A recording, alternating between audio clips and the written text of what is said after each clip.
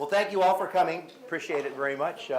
We have another great, outstanding crowd, more so than the last time, I think. The first time we did this was in the other room, and we had a capacity crowd, so this is taking the overflow very nicely. Many of you here saw the first part, and then there's some of you here that are new and didn't see the first part. So what I thought I'd do is, what I have done is I've interlaced the first part along with a few photos and memories of the second part. And again, this is a collaborative effort. Everybody can participate, and that's what makes these talks so interesting, because there's a lot of things that I don't remember, and I'm sure there's many things that you would remember that I hadn't forgotten. So please feel free to join in. So this is Arcadia before the Big Mac, part 2, and I guess we all know what that denotes. Before the chain restaurants, before the cookie cutter operations, national operations moved into the city, there were a lot of smaller independent operations, proprietors that we patronized. And this is kind of a recollection of my experiences back in the 60s. I grew up here in the 60s, and actually I've been here since 1954, but my most poignant memories are that time when I was a teenager. So without any further ado here, yeah, this is just basically a rehash of what I said. Back in the 60s, America was a much different place in many regards. Arcadia was and still is a community of homes, but back in the 60s, we had many independently owned and operated restaurants from which to patronize. And these are kind of, again, through the eyes of a teenager. Our demographic is much different than when it was 45 years ago. And although our dining choices are varied and much more interesting now, it's kind of fun to look back and see what it was like almost a half a century ago, what the restaurant scene was like before the Big Mac. So we're going to kind of review some of the things that we talked about last time and interspersed with some new things. Just a little bit of quick data here. Dick and Maurice McDonald opened the Air Dome hot dog stand in Arcadia. It does relate to Arcadia. It was before the Big Mac. And I think that the Air Dome hot dog stand had something to do with Ross Field here, which was the balloon school. So I think they took advantage of that. And then in 1940, they moved to San Bernardino to open up the first McDonald's. Then in 1955, Ray Kroc opened his first franchise in DuPage, Illinois. And in 1961, Ray Kroc bought out McDonald Brothers for $2.7 million and began his nationwide expansion. Proved to be a pretty good investment. Just as a side note, my father was in the food business, and I remember sitting around the kitchen table, and he had asked me if I would be interested. He knew Ray Kroc. They had a casual acquaintance, and he sold my dad soda fountain materials. When Ray Kroc worked for Lily Tulip Company, he also worked for Swedish Shake Maker, and he approached my dad and asked him if he would be interested in possibly, this is after now he has the McDonald's franchise, if he'd be interested in purchasing a franchise. My dad asked me if I wanted to flip hamburgers after high school. And I said, geez, flip hamburgers? I don't want to do that. I'd rather, be out in my car, do something else.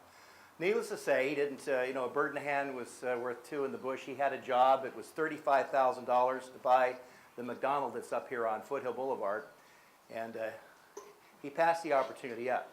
But the gentleman that owned that McDonald's had went on and opened up 5 or 6 more, and now is retired, living in Florida, and I understand racing race cars. 62, 63, McDonald's opened up on Foothill Boulevard. So at the last meeting, somebody said, well, you forgot to mention A&W root beer. So I said, yeah, well, thank you for that. I made a note of it, so this time I thought we'd include it. So how many people remember that? Oh, okay, great. Here's another shot of it. And here it is today. And prior to that, it was a Mexican. Right, right, right. So it's interesting to see what things looked like before. Barron's Pharmacy. How many people remember the? Okay, on Baldwin Avenue. So there's a shot of Barron's. There's another shot. It kind of looks like a shot from Happy Days. And they were Happy Days. And here it is today. It's Waltrip's.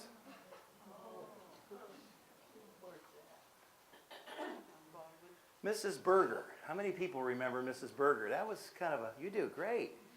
That was the, you remember Happy Days and the shop, the shop the kids would go and congregate after school, the Fonz, and this was very much like that, right next door to the high school. There it is today. Just to the left of that is the high school outfield. It's on Duarte Road. This shot was taken from the library parking lot across the street. That was Mrs. Berger. Yeah, Arcadia Bowl Coffee Shop. This is left over from the first presentation. This is on, what street is that? Moreland Place, right. Well, Bob's Beef Burger. Couldn't get through this without having Bob's Beef Burger in here. A favorite of one of our city councilmen, Gary Kovacek's, Bob's Beef Burger was quite the place to go to. How many people patronized Bob's Beef Burger here in the room here? Okay. Huntington Drive. Pardon me? Yeah, but what it is today, I think you'll all know what it is. Here's another shot. This is looking west, and I couldn't notice, but I thought, what is that thing? And it's a cigarette machine. And you know, it doesn't look like much, but they had. I mean, this it was a precursor to In-N-Out Burger in this city. They did a tremendous business, and they were very, very popular. Well, there it is today. It's in the general vicinity of the Starbucks there on Huntington Drive. Burger Lane, that's a more obscure eatery, I think, unless you're familiar with the, I guess, the northern part of Arcadia. This was on Foothill Boulevard, East Foothill Boulevard. There's a Edward Jones investment firm there now. Oh no, I'm sorry, this is not Edward Jones, but this is what's there now. Burger Lane. Chow to Go, anybody remember that? I asked that the last time. I don't have a picture of it. And then the El Rancho Coffee Shop that was at, which is now at Ralph's on Huntington Drive. Incidentally, I've got some menus that I brought. Some of these are most of the ones you've seen before. Here's another one that we didn't talk about, was King's Coffee Shop, and or Coffee House they call it. Does anybody remember where King's was? Well, it was in the bowling square. Right there in the bowling square. Now Arlie remembers it. Okay, great, great. And there's some other menus here, Pellegrino's, Thrifty's again, where you could, pardon me? They did. You could buy a Sky High Sundae for 35 cents. I was going to pass some of these around, take a look at. Here's a postcard of Eaton's. And a menu from Eaton's. We have one of these on display in our Route 66 display, but they had a tremendous menu there. Full service, needless to say, and some great prices. And they had a flashing sign across the street from it, I believe. The son of the man who made the sign and put the electrical equipment in it called here the other day and wanted to know if we had a picture of it. Is that right?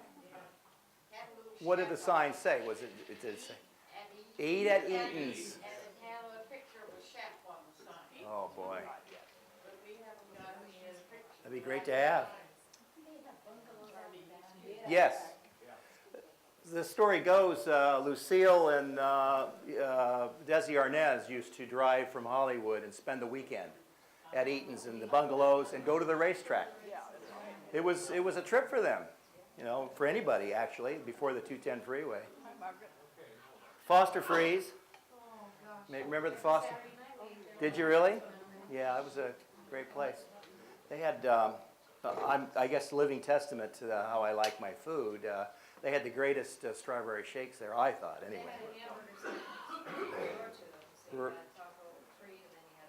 And then you had these people. Right on Live Oak, I want to say around, right. Right across from Taco Treat, which is still there, of course. And they're the, I mean, drilling down into specifics, they're the only fast food place that makes a deep fried burrito. It still makes it. They've been making it for 45 years, yeah. How is it? Well, actually, it's different. It's quite good, and in my recollection, it hasn't changed in 45 years. So we had this last time. You're familiar with this restaurant or this edifice here? It hasn't changed much over the years, except when this was George's Wood Put Barbecue, I put a pink pig on the top there. Actually, there was a pig on a rotisserie or spit rolling around. Right, you remember that, Russ? And it had wood floors with sawdust inside. And it belonged to the Matthews family. They were the proprietors, and they lived up the street from us. Greg Matthews. Well, Henry's Drive-In. Corner there of Huntington and Santa Clara. There's been several, speaking of restaurants, it has, hasn't it? There was I remember there was a Chinese buffet there. 50s.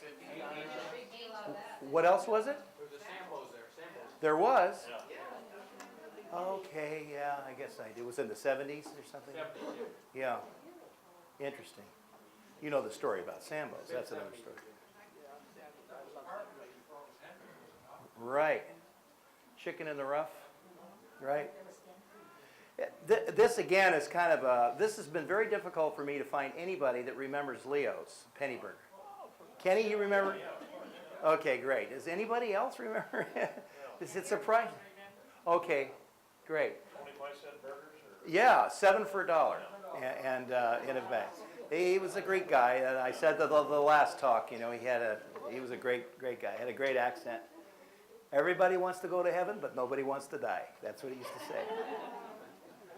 And that's the access, the alley from behind. We used to go through. Right now, I don't know. I haven't. Well, right now that building is where the dentist thing is on the left is being refurbished, so that alley is closed right now. Is that right? Well, yeah. It looks like it's being demolished. Mary's Kitchen again. This is from the last presentation. This is the station, the bar. It's now something else. But back there in the kitchen to the right was a little restaurant in there. She had a little stove. You told us about your adult beverages you'd like to get anywhere in Henshaw. You went across the street and got some adult beverages. You actually are quoting me. I said adult beverage. Well, you know, I thought it sounds better than I go over there for a beer, you know. The Embers. Now that isn't exactly where the Embers was, but that's the general vicinity. Which burned down. Which burned down, and it's exactly. It's kind of catchy, isn't it? Gene, do you remember, I was a little girl. Right. Real little girl, at the corner of 2nd and Huntington, the Cat's Pajamas? Oh, sure. That was kind of a beatnik hangout. Right. My sister used to well, she went there a couple of times. My parents didn't want her to go there because they wore sunglasses and played bongo drums in there. You know, this is the Maynard Krebs of the Arcadia. Right. There was a bicycle shop right next to it, which is, right, remember that? The Cat's Pajamas. So that's where Outback is now. Yes. Right, Right right. It was a small place, if I recall, but I didn't go in there, but it was small and it was dark and sure. And then this is from last time also, but this is where Thrifty's was. Behind that was the library. Anybody have any stories about Thrifty's soda fountain? Well, Brick in the museum from when they tore it down. when they tore it down. Yes, we do. That's right, as a matter of fact. Yes, sir. Did you know that I learned that the Los Angeles County Public Library has a photograph of that intersection taken not three consecutive years, but starting in 1955, looking toward Beacons and looking toward Oh, really? the east. It's the same, it must have been the same photographer in 55, I believe 56, and then again in 62. Really? And it showed, it was taken during Christmas time. And it's on the website for the Los Angeles Public Library. In fact, it was through Arcadians Forum that I asked somebody about a Okay. picture that they had put up a link to. And I Could went check on that there out. and searched for Arcadia, and there's First and Huntington. It shows a brand-new 55 Chevrolet with a paper Oh, good. license plate, says stop, waiting to make a left turn. Right. And it showed the Thrifty, I believe, in Right. the older buildings from that perspective. Oh, great. But That's very available to interesting. Anybody that's got a computer, to go on the Sure. website for LA And County. then right behind that, you're looking all in that hotel, right? Well, it was up on what she said, just up the street near the railroad. St. Joseph, right, right. Yeah, the soda fountain was where I remember passing through they had a tobacco shop inside there at Thrifty's. And they had a lot of pipes, I remember, and cigars, and they had the rum-soaked Crooks cigars. And some of us older folks will remember that. And they had the Missouri Meerschaum pipes. Weren't they nice pipes? So the salesperson there, I was a young, impressionable kid, and he says, well, let me show you this pipe, and he pulls out a piece of felt. And he pulls it out and puts it on the counter. And then he took the bowl of the pipe and he wiped it along the side of his nose. He just swiped it real quick. The oil and the skin. And then he rubbed it on that cloth. And it was a beautiful polish on this pipe. I remember. Then I made my beeline for the back, and that's where I had my first cherry Coke, where they actually put the cherry syrup in the Coke and then added the Coke to it. Vandy Camps, we talked about that before. Was there anything there before Vandy Camps? Restaurant-wise, there was a grocery store on the corner there. Anybody remember the name of the grocery store? I always say Market Basket, but that was over. Right. Shopping Bag, does that ring any bells? Yeah. We all know about Rods. That's still there today. Back in the day when Mike and I were in school, high school, we'd go there after a football game sometimes, and they'd have a line around the corner to get in. Rods and the Bob's in Pasadena, and it's nothing like that today, but it was incredible, the business that they did. And when they opened the first Kentucky Fried Chicken on Baldwin, Yeah, I worked there for 3 years. Really? When they opened it, there was a line out both of the doors. Really? Down the back everything. wow. You know how Rod is named for a guy named Rodriguez, Okay, and he had his first restaurant in Alhambra, Valley Boulevard, interesting. and then he opened a branch over here in Arcadia. Now, is there any relation between Rod's dressings and Rod's? There is, isn't there, huh? And that was trademarked, and she was? Great. Tacolita, still there. But no bushes, Sorry? you have bushes there now. No.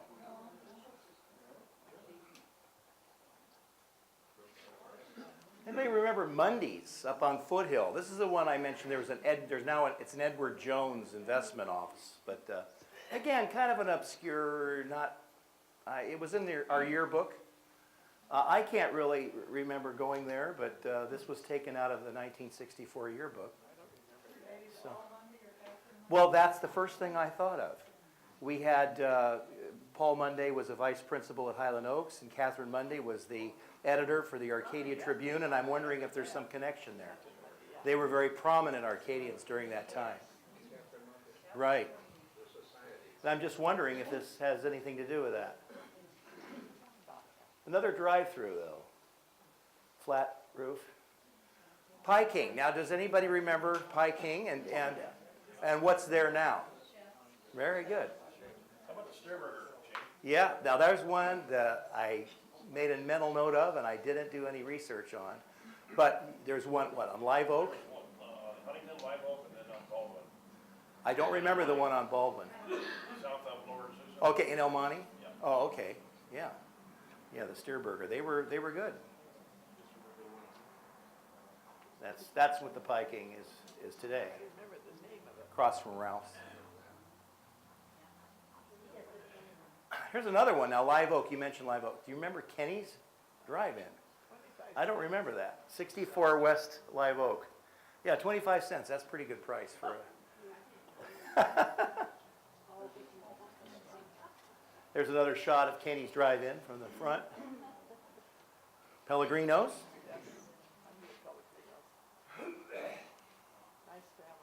Well, this is, I got a few in here, honorable mention. This is actually Monrovia, but you know what's there now? Jim's Burgers, right. Yeah, right. Well, it's actually Monrovia. It is? No, it's Monrovia. It's past the Monrovia, it's past the Arcadia city limit. Goes right down it there. Yeah? My friends that live on it. Fifth is the border, so. County. So that is actually Arcadia.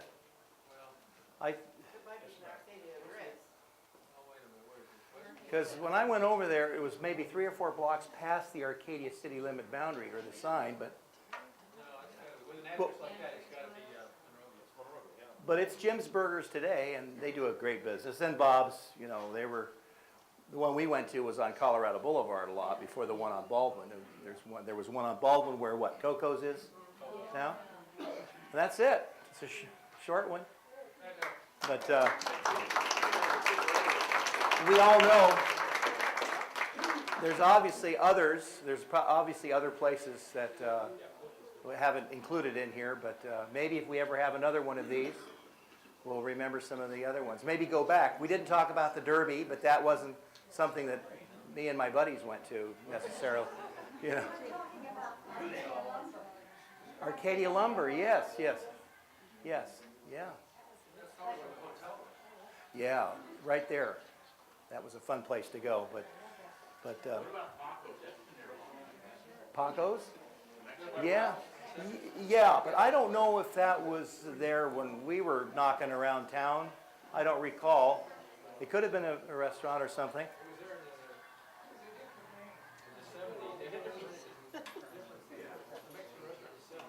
Yeah, yeah. You were talking about holding these, you know, maybe having these brown bags, you know, extending them maybe for an hour, and you know, it's not such a bad idea. But in this case, we started at 12 and I finished right at 12:30, and I have no more material, so so it just happens to be worked out pretty good. Yeah, well, let's bring up some other fun places. Does anybody? We talked about the Edwards Theater, and right next door there was the drive-in. Carpenters. Carpenters, yeah.